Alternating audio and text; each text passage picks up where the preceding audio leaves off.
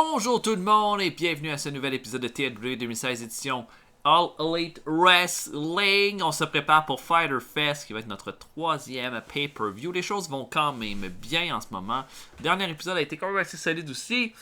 On a eu deux shows qui nous ont valu un B, une petite baisse dans les ratings. Non, les ratings ont été quand même stables à 3.8 dans les deux cas. Notre premier main event avait été un match entre Jon Moxley et Seth Rollins qui a fait un time limit. Et les Golden Lovers et les Young Bucks qui ont battu Chris Jericho, Adam Page et les Road Brothers dans le main event du dernier Wednesday Night Dynamite. Maintenant, on se prépare pour Fyter Fest alors qu'on va avoir un triple threat dans le main event. Shinsuke Nakamura va affronter Seth Rollins et Jon Moxley pour les titres par équipe. Un TLC match entre nos champions par équipe, les Young Bucks et les Road Brothers, et un championnat féminin entre Amazing Kong et Hallie. Donc, voilà pour ça. Je pense qu'on va avoir possiblement notre meilleur pay-per-view, à mon avis. Là. C'est l'impression que j'ai. J'ai l'impression que ça va quand même bien, les choses. La seule affaire qui est vraiment triste... Donnez-moi un instant, il faut que j'éternue. Oh, pardon. C'est la blessure que Dashwater a eue à son dernier show qui va certainement baisser la qualité du combat entre Perkins et Jungle Boy contre les Revival pour le combat de pay-per-view. J'ai eu une suggestion de signer LAX de Impact Wrestling aussi. Il y a un problème en termes qu'il n'y a pas assez d'équipe face en ce moment. Mais je suis aussi, il faut que je reconnaisse surtout que le roster est quand même bien jam-packed. Donc, ce que je vais faire, je vais quand même faire la signature pour les LAX seulement pour une année. Ortiz et Santana. Ils n'ont pas l'air d'avoir des stats folichonnes, mais c'est pas grave. Une année. Ça va faire mal à Impact Wrestling, ça, par exemple. Quand même deux... Oh, est-tu blessé, lui? Oh, mon Dieu, il s'est pété... Oh, he will be back. Il va être de retour dans 10 jours. Ok, bon. Ortiz, lui, est considéré comme un upper mid-carder là-bas. Popularité Ok. Donc, voilà pour ça. Ça me va. Bon, ensuite... J'aurais pas vraiment... Peut-être qu'après ça, on pourrait regarder pour signer un lutteur pour le développement. Peut-être un lutteur masculin et féminin pour continuer à ajouter à la qualité de ce beau développement. À mon avis, là, on a des bons lutteurs intéressants. Quelques lutteurs français aussi que j'espère vont pouvoir se démarquer. Donc, on va regarder ça plus tard. Donc, on va avancer jusqu'à Fyter Fest. Tiens. Et s'il y a des choses dignes de mention, je vais arrêter, je vais couper et vous amener à regarder ça. Ok, je vais faire un quick update en fait, juste parce que il y a deux commentaires qui ont été faits par rapport à deux de nos deux lutteurs les plus expérimentés, évidemment, Dustin Rhodes et Jericho, par rapport à leur shape. Jericho et Dustin Rhodes seraient out of shape. Je veux dire... Oh, le Big Show Paul White aussi, je veux dire... Je suis pas surpris, là. Bon, ils sont considérés comme flabby middleweight. Jericho est considéré comme flabby middleweight. Et voir la shape de Jericho lors du dernier show de la All Elite Wrestling, je peux pas vraiment nier qu'il est de toute façon out of shape. Donc, très réaliste le show, le jeu dans cette idée-là. Plein de lutteurs qui se retirent. Wow, shit, Ron Harris dies. Jesus, il est mort. Un membre des voyons là. Des disciples de l'Apocalypse. Ken Patera est mort. Mon Dieu, tout le monde meurt. Ken Shamrock se retire. Le Warlord se retire. Scott Steiner, non. Ne te retire pas, Scott. Oh non. Bob Button Jr., ben il était temps.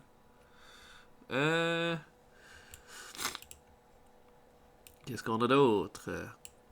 Ah ouais, Chris Masters signe à la NJPW. Good for you. Et oh, Ellen Deman. On est en renégociation de contrat. On va immédiatement le re-signer. Pour 3 ans. Ça me semble très bien. Et dans les shows, là, vu qu'on tombe dessus, on peut regarder c'est quoi les résultats de Impact Wrestling. Tiens, Ortiz dans le main event contre Sami Callihan, c'est moi.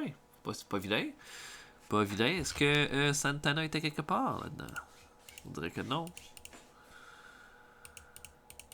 Bon, ils ont l'air d'avoir un roster tellement inintéressant. Wow. Ok, bon, on va continuer. Oh, oh, oh, oh, oh, oh. Oh mon Dieu, on l'a. On l'a. On a Killian Dane. On a volé Killian Dane à la WWE. Holy crap! Bon là, va falloir se calmer peut-être un peu sur les signatures. Là. Ah, regardez ça, plein d'uteurs qui se retirent. Mr. Understood, Sylvain Grenier, jeez Louise. Plein de top names. Ok, on continue. Pas de taper. Pas de taper. Ok, on continue. Et le Fighter Fest, c'est ce soir.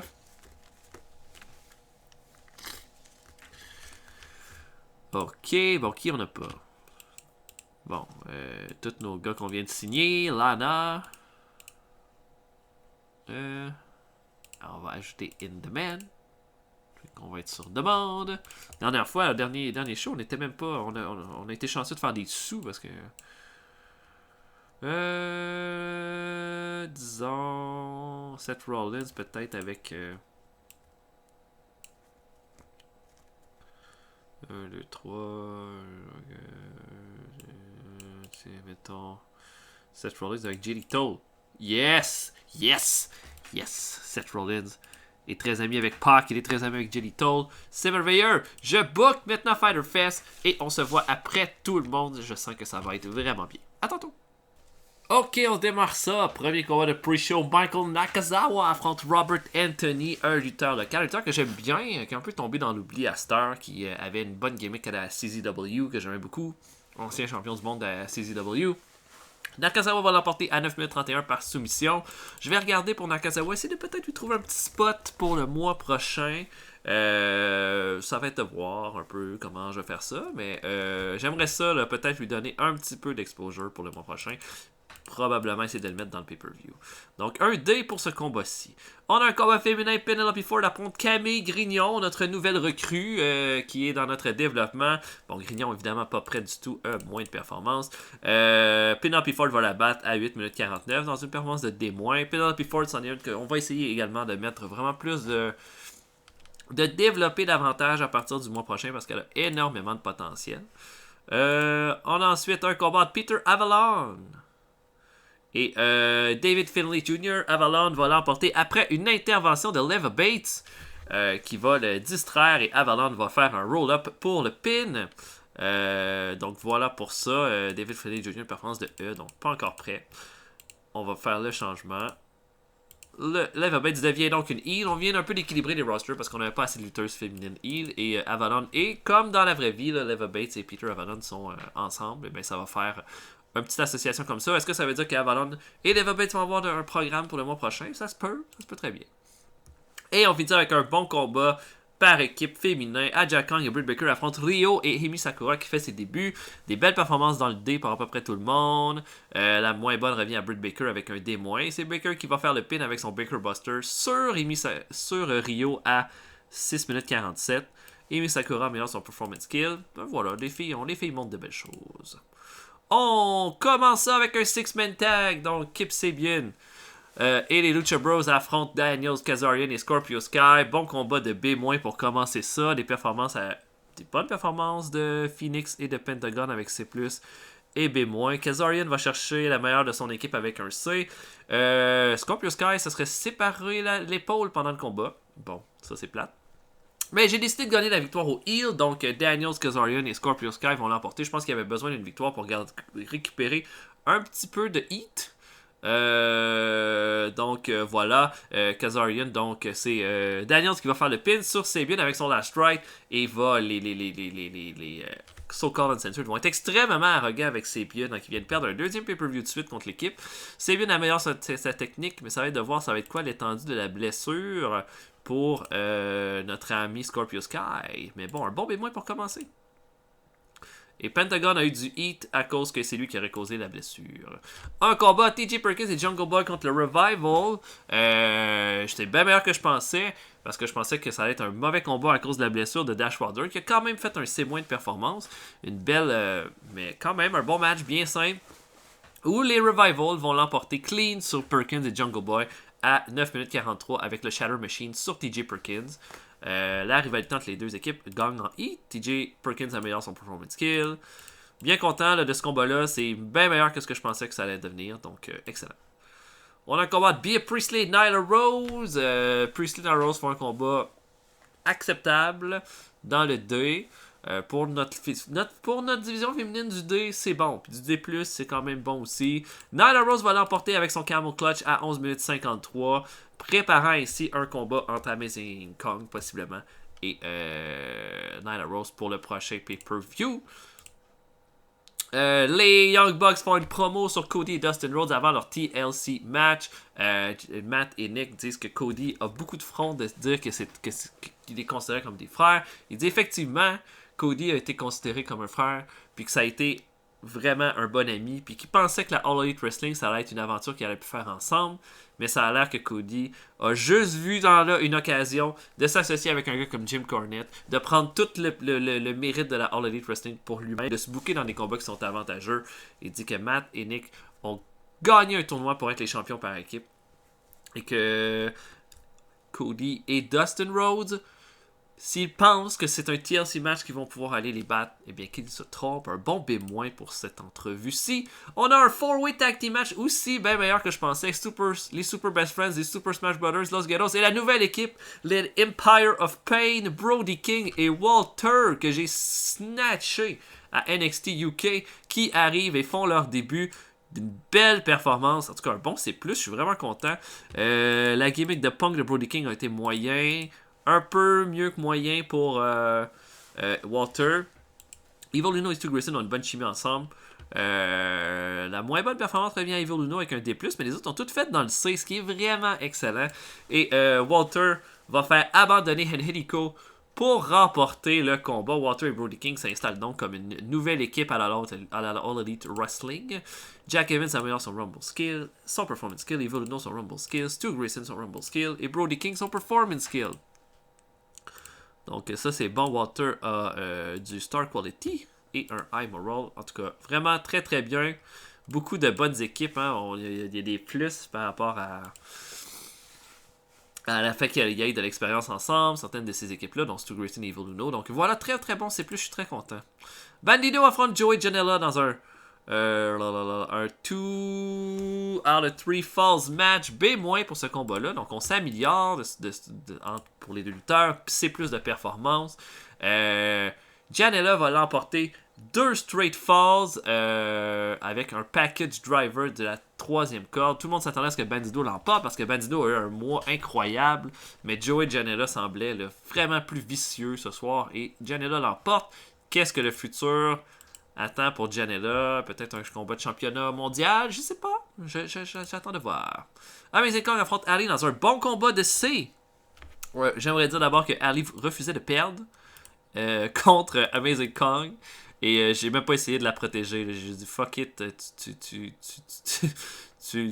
vas perdre là. Et Amazing Kong, j'aimerais ça voir un combat comme un peu un chicken shit heel qui veut pas affronter le face malgré tout ce qu'elle a dit. Puis du moment que Amazing Kong a mis ses mains sur Ali, il fait un Amazing Press pour la victoire et garde son titre.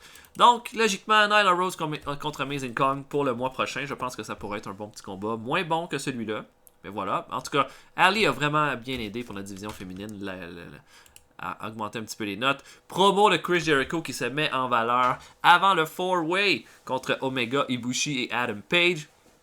Jericho dit que, logiquement, depuis 2 mois, 3 mois maintenant, il a montré à Omega et à Ibushi c'était qui le maître, c'était qui le meilleur. Il a battu Omega la dernière fois. Il a montré que c'était lui. Le top of the world.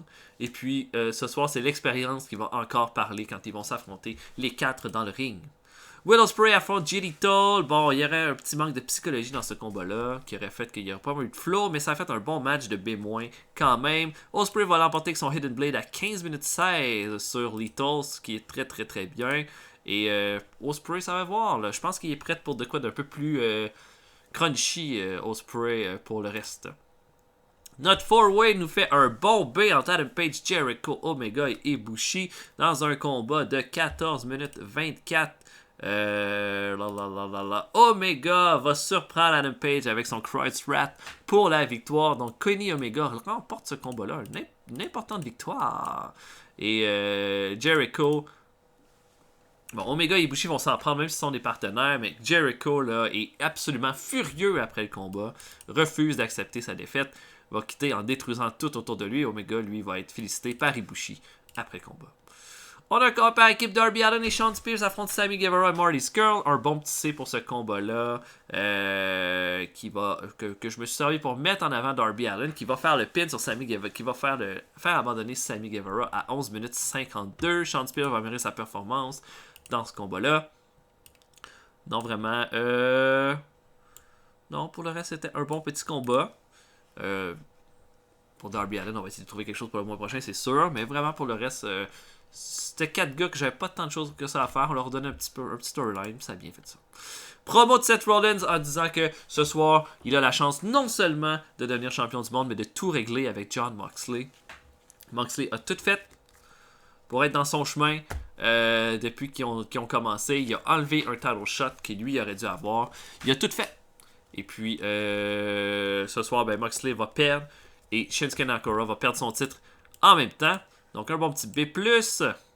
On a un TLC match entre les Young Bucks et les Road Brothers, moins bon que ce qu'on avait eu le mois passé. Un B. Pourquoi? Pourquoi c'est moins bon? Trop court. C'est ça. En gros, c'est pas mal ça. Pour le reste, il y avait plein de plus. Un bon match. Et les Young Bucks vont garder leur titre dans cette très très belle défense de titre. Une performance de A+, pour Nick Jackson et de A pour Matt Jackson. B pour Cody. C pour Dustin Rhodes. Je pense que c'est fini là, ça. Là. Les Young Bucks contre les Rhodes Brothers, on a bien fait. On a donné des bons combats à Dustin Rhodes avant de quitter. On a un match entre Sima et Pac et un autre bon combat de B pour ce match-là. Je voulais faire gagner Sima, mais Pac refusait vraiment de perdre. Donc, on va continuer de garder Pac over. Il va l'emporter avec son Black Arrow à 15 minutes 48. Bon petit match. Voilà, bien content du résultat. On a un vidéo qui hype un peu la rivalité entre Nakamura, Moxley et Rollins avant le combat. Et on a un bon B+, pour terminer le pay-per-view. Une performance de A pour Seth Rollins et de B+, pour Shinsuke Nakamura. Donc, Rollins a vraiment répondu à l'appel ce mois-ci. Très, très, très content. Moxley B-, bon, il pourrait faire mieux, il pourrait faire moins pire. Mais un combat de 10 minutes 28 où Jon Moxley se fait surprendre par un Kinshasa pour la victoire de notre japonais favori qui demeure le champion de la All Elite Wrestling, qui sera donc son nouveau challenger cependant. Ça reste à voir. Bon, on va faire un speech. Seth Rollins a été merveilleux, une bonne performance puis une bonne promo. Fait que ça, on y est très très très reconnaissant. Nick Jackson a fait un A+ de performance. Pas vraiment le choix de le souligner aussi. Parce que j'ai été surpris par un autre combat. J'ai bien aimé ce que Pac a fait un B. Je pense qu'on peut même dire qu'il a fait une bonne performance. Fait que Rollins est content. Nick Jackson est happy. Et Pac est pleased. Yes, sir. Woohoo. Ok, notre report. Le show a été excellent. Oh, Backlash B-. On peut regarder les résultats. Le main event était Baron Corbin, Randy Orton et Dolph Ziggler contre Kevin Owens, Rusev et Rey Mysterio. Wow! Roman Reigns a battu Big E pour demeurer le Universal Champion. Finn Balor a battu Zack Ryder pour garder le titre intercontinental. Asuka a battu Billie Kay et Alicia Fox pour garder le titre féminin de SmackDown. Ronda Rousey a battu Brie Bella et Naomi. Buddy Murphy a battu Bobby Fish. R-Truth a battu Gulak et Rhino pour demeurer champion des États-Unis. Les Usos ont battu Sanity 3 pour oh shit, avec celui qui s'en vient bientôt de notre côté. Et le B-Team a battu les Singh Brothers pour garder les titres de SmackDown. Wow, ça va l'air d'être un pay-per-view tout à fait incroyable.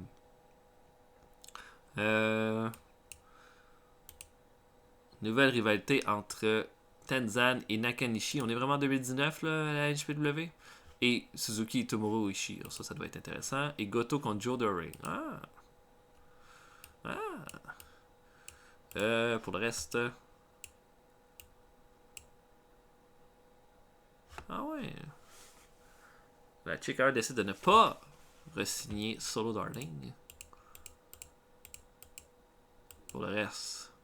Katrina a une expansion à la Lucha Underground. Ça, c'est la moindre des choses. Ok. Oh, il y a de la compétition pour Hell in the Man. Bon, Jericho dit que Trent parle bien. Moxley dit que TJ Perkins ne connecte pas avec les fans. Westbury dit que Darby Allin est une star in the making. Ça, je suis bien d'accord. Arn Anderson dit que Brody King est trop clumsy. Ok. Nick Jackson dit que Chuck Taylor est un naturel. Ça, c'est bon. 0.52 pour notre pay-per-view. Bon, d'abord, on va aller voir. On a-tu fait des sous? 780 670 en termes de profit. C'est quand même bien. On a augmenté notre ticket sale. Bon, moins que la dernière fois, mais quelques revenus de pay-per-view. C'est quand même bien. Et on a augmenté quasiment de 100 000 en termes de dépenses pour nos workers. Donc, mais ça coûte. On a reçu moins de nos sponsors. Non, on a reçu plus de nos sponsors. Moins de marchandises. Ben, plus de ticket sales. Bon, ben, coudonc. Oh, là, il y en a plein qui sont pas contents de ne pas avoir été à Fighter Fest. C'est bien ce que j'ai compris. Tiens, prends 1000$. Voilà. Là, il est content. Bon, Ali est pas content du booking de son combat. Seth Rollins est pas content de son booking aussi parce qu'il voulait gagner. J'ai oublié de le dire. Il voulait gagner le combat. Bon, là, il est redevenu normal. Et Pentagon n'est pas content qu'on le blâme pour la blessure de Fighter Fest. Non, toujours énervé. Dommage, ça. Bon, Ali pas content du booking non plus. Écoute, Ali. C'est rien contre toi. Ok. Peut-être regarder pour signer un lutteur. Dwyer. Pour le développement.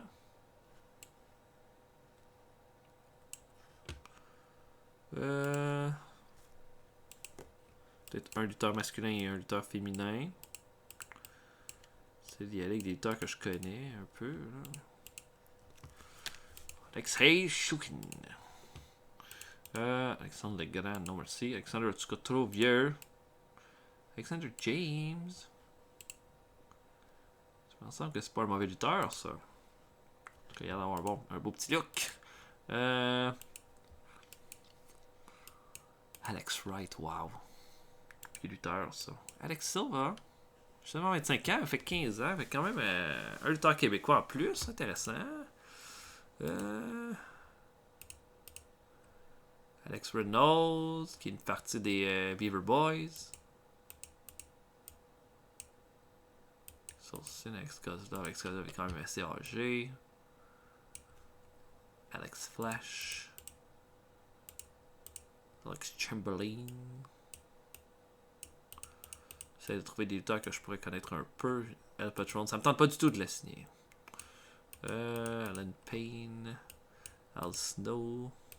Akuma. Akito. Akira Taue. Akira Maeda. Oh, excusez-moi.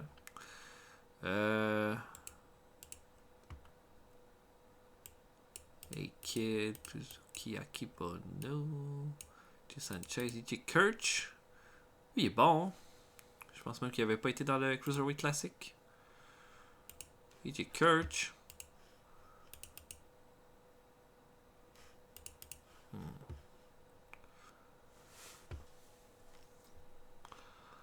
Ah ouais, 35 ans, c'est un peu vieux par exemple. Pour aller en développement. Si on se dirait. Qui j'ai vu Alexander James, 29 ans. Avait l'air pas pire. Ou Alex Silva. Quand même pas mal d'expérience. Pas bon en entertainment par exemple. Alexander James. Il a l'air average un peu partout. Ah, ouais, on peut signer Alexander James. J'haïs pas ça. Ok. Là, j'essaierai de signer une dame.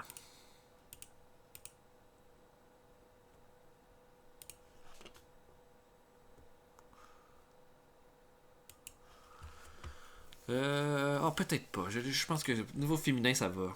Bon, ben voilà. Donc, voilà pour ça. J'espère que vous avez apprécié ce Fighter Fest qui a été, je pense, en termes de qualité, notre meilleur pay-per-view. Double or Nothing a fait un B+, aussi. Power Shift a fait B seulement.